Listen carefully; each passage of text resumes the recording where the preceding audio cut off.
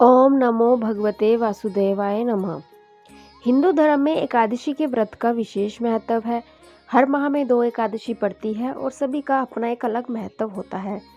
चैत माह के कृष्ण पक्ष की एकादशी को पाप मोचनी एकादशी के नाम से जाना जाता है।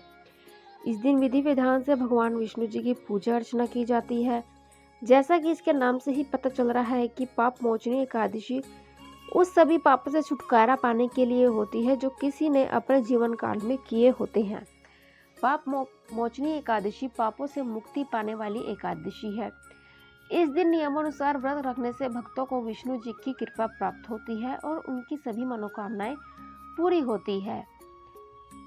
आइए जानते हैं कि इसकी पूजा विधि क्या है। इस दिन सुबह जल्दी उठकर स्नान कर पूजा स्थल पर जाकर व्रत का संकल्प करना चाहिए। इसके बाद एक वेदी बनाकर उस पर पूजन करने से पहले 7 प्रकार के अनाज रखें। उसमें उड़द दाल, मूंग, गेहूं, चना, जौ, चावल और बाजरा आदि रखें।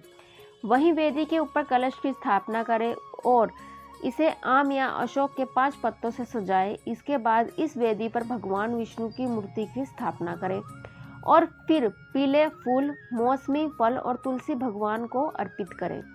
फिर पाप मोचनी एकादशी की कथा सुने। कम से कम 108 बार तो ओम नमो भगवते वासुदेवाय मंत्र का जाप करें। ज़्यादा संभव हो तो ज़्यादा भी कर सकते हैं। धूप और दीप से विष्णु जी की आरती करें और भगवान विष्णु को पीले चीज़ों का भोग लगाएं। बता दें कि वैसे भगवान श्री हरि को सिर्फ सात्विक चीज़ों का ही भोग लगाया जाता है। भोग में तुलसी पत्र अवश्य शामिल करें। तुलसी श्री हर को बेहद प्रिय है। बिना तुलसी के भगवान विष्णु भोग ग्रहण नहीं करते हैं। इस दिन जरूरतमंदों को भोजन या जरूरी सामान दान दें। व्रत के दौरान ब्रह्मचर्य व्रत का पालन करें। अगले दिन सुबह स्नान करके भगवान विष्णु जी की पूजा के बाद व्रत की पारणा करें। स्नान के बाद किसी ब्राह्मण को भोजन कराएं और फिर शुभ मुहूर्त में व्रत खोलें। बता दें कि एकादशी के व्रतों में फलों का सेवन ही करना चाहिए। अब मैं आपको एकादशी के शुभ मुहूर्त के बारे में बताती हूँ।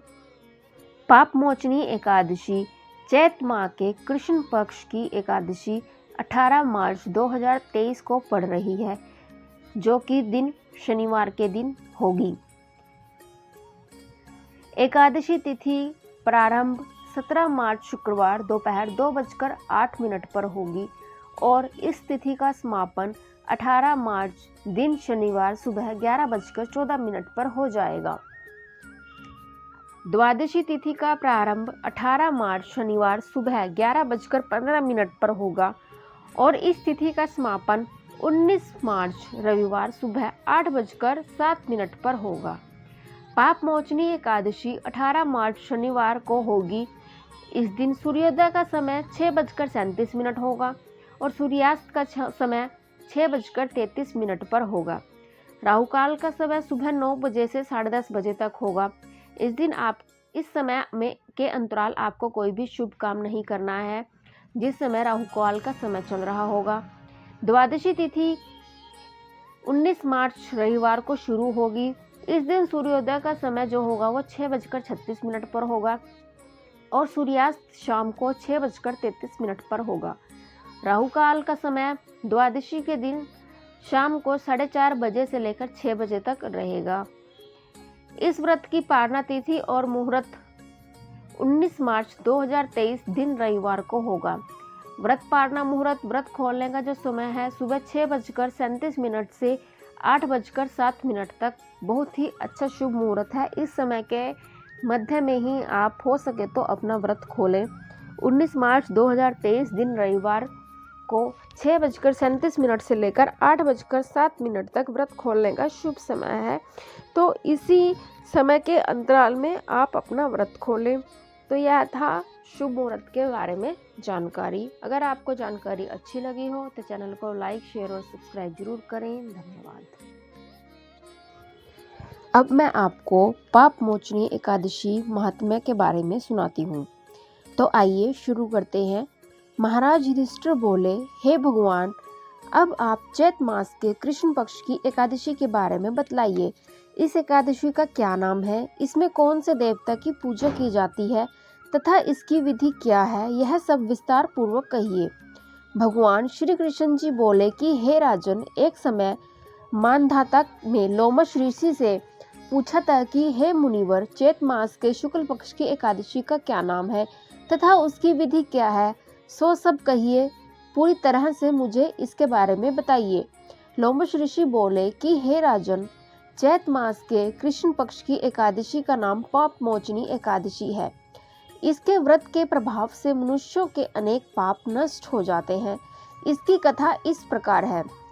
प्राचीन काल में एक चैत्रथ नामक वन था। उसमें अप्सराएं वास करती थीं। वहां हर समय वसंत रहता था, अर्थात उस जगह सदैव प्रत्येक तरह के पुष्प खिले रहते थे। उस जगह गंधर्व कन्याएं विहार किया करती थी। वन में इंद्र अन्य देवताओं के साथ क्रीड़ा किया करते थे। उस वन में एक मेधावी नामक मुनि तपस्या करते थे। वे शिवजी जी के बहुत बड़े भक्त थे। एक दिन मंजू घोषा नामक एक अस्परा उनको मोहित करने के लिए सितार बजाकर मधुर स्वर में गाने लगी। उस समय शिव ने शत्रु कामदेव की शिव शक्ति मेधावी मुनि को जीतने के लिए तैयार हुए। कामदेव ने उस सुंदर अप्सरा के भ्रू का धनुष बनाया, कटाक्ष को उसकी प्रत्यंचा, उसके नेत्रों को उसकी मंजू घोषा अप्सरा का सेनापति बनाया। इस तरह कामदेव अपने शत्रु भक्त को जीतने को तैयार हुआ। उस समय मेधावी मुनि भी युवा तथा हष्ट-पुष्ट थे। उन्होंने यज्ञोपवीत तथा दंड धारण कर रखा था। वे दूसरे कामदेव के समान प्रतीत होते थे। उस मुनि को देखकर कामदेव के वश में हुई मंजू घोषा ने धीरे धीरे मधुर वाणी से वीणा पर गाना शुरू किया, तो मेधावी मुनि भी मंजू घोषा के मधुर गाने पर, उसके सौंदर्य पर मोहित हो गए। वह अप्सरा उस मुनि को कामदेव से पीड़ित जानकर उनसे आलिंगन करने लगी। वह मुनि उसके सौंदर्य पर मोहित होकर शिव रहस्य को भूल गए और काम के वशीभूत होकर उसके साथ रमण करने लगे। उन मुनि को काम के वशीभूत होने के कारण उस दिन रात्रि का कुछ भी ध्यान न रहा। बहुत समय तक रमण करते रहे। तदुपरांत मंजू घोषा उस मुनि से बोली कि हे मुनि, अब मुझे बहुत समय हो गया है, अंतः स्वर्ग जाने की आज्ञा दीजिए। उस अप्सरा के ऐसे वचनों को सुनकर बोले मुनि, हे सुंदरी, तू तो आज इसी संध्या को आई है, अभी प्रातः काल तक ठहरो। मुनि के ऐसे वचनों को सुनकर अप्सरा उनके साथ रमण करने लगी और बहुत समय बिता दिया। फिर उसने मुनि से कहा कि हे देव, अब आप मुझे स्वर्ग जाने की आज्ञा दीजिए। मुनि बोले, अभी तो कुछ भी समय नहीं हुआ, अभी कुछ देर और ठहरो। इस पर वह अप्सरा बोली, हे मुनि, आपकी रात्रि तो बहुत लंबी है, अब आप सोचिए कि मुझे आपके पास आए कितना समय हो गया। उस अप्सरा के वचनों को सुन मुनि को ज्ञान प्राप्त हुआ और वह समय का विचार करने लगा। जब रमण करने से उसका प्रमाण 57 साल 7 माह और 3 दिन ज्ञात हुआ, तो वह उस अप्सरा को काल का रूप समझने लगे। वह अत्यंत क्रोधित हुए और उस तप नाश करने वाली अप्सरा की तरफ देखने लगे। उनके अधर कांपने लगे और इंद्रियां व्याकुल हो उठी। तब मुनि उस अप्सरा से बोले, रे दुष्ट, मेरे तप को नष्ट करने वाली, तू अब मेरे श्राप से पिशाचिनी हो। तू महान पापनी और दुराचारणी है, तुझे धिक्कार है। उस मुनि के क्रोधयुक्त श्राप से वह पिशाचिनी हो गई। तब वह बोली, हे मुनि, अब मुझ पर क्रोध को त्याग कर प्रसन्न हो जाओ और इस श्राप का निवारण कीजिए। विद्वानों ने कहा है, साधुओं की संगत अच्छा फल देने वाली है, इसलिए आपके साथ में मेरे तो बहुत वर्ष व्यतीत हुए हैं, अतः अब आप मुझ पर प्रसन्न हो जाइए। तब मुनि को कुछ शांति मिली और उस पिशाचिनी से बोले, रे दुष्ट, तूने मेरा बड़ा बुरा किया है, परंतु फिर भी मैं श्राप से छूटने का उपाय तुझे बतलाता हूँ।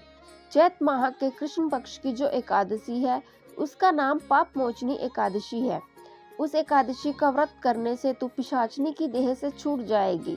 इस प्रकार मुनि ने उसको समस्त विधि बतला दी और अपने पापों को प्रायश्चित के लिए अपने पिता च्यवन ऋषि के पास गए।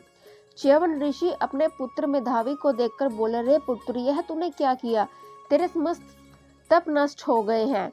मेधावी बोले, हे पिताश्री, मैंने बहुत बड़ा पाप किया है और आप उससे छूटने का उपाय मुझे बताएं। शिवन बोले, ऋषि है ता, तुम चैत्र मास के कृष्ण पक्ष की पाप मोचनी नाम की एकादशी का विधि तथा भक्ति पूर्वक व्रत करो, इससे तुम्हारे समस्त पाप नष्ट हो जाएंगे। पिता के वचनों को सुनकर मेधावी ऋषि ने पाप मोचनी एकादशी का विधि पूर्वक उपवास किया। उसके प्रभाव से उनके समस्त पाप नष्ट हो गए। मंजू घोषा अप्सरा भी पाप मोचनी एकादशी का व्रत करने से पिशाचिनी की देह से छूट गई और सुंदर रूप धारण करके स्वर्गलोक को चली गई। लोमश मुनि बोले, हे राजन, इस पाप मोचनी एकादशी के प्रभाव से सब पाप नष्ट हो जाते हैं। इस एकादशी की कथा के श्रवण व पढ़ने से 1000 गोदान करने का फल मिलता है। इस व्रत के करने से ब्रह्म हत्या करने वाले, स्वर्ण चुराने वाले, मद्यपान करने वाले, अगम्य गमन करने वाले आदि के पाप नष्ट हो जाते हैं और अंत में वो स्वर्गलोक में चले जाते हैं। तो यह थी पाप मोचनी एकादशी की कथा। अगर आपको यह कथा अच्छी लगी हो, एक प्यारा सा कमेंट जरूर करें। धन्यवाद।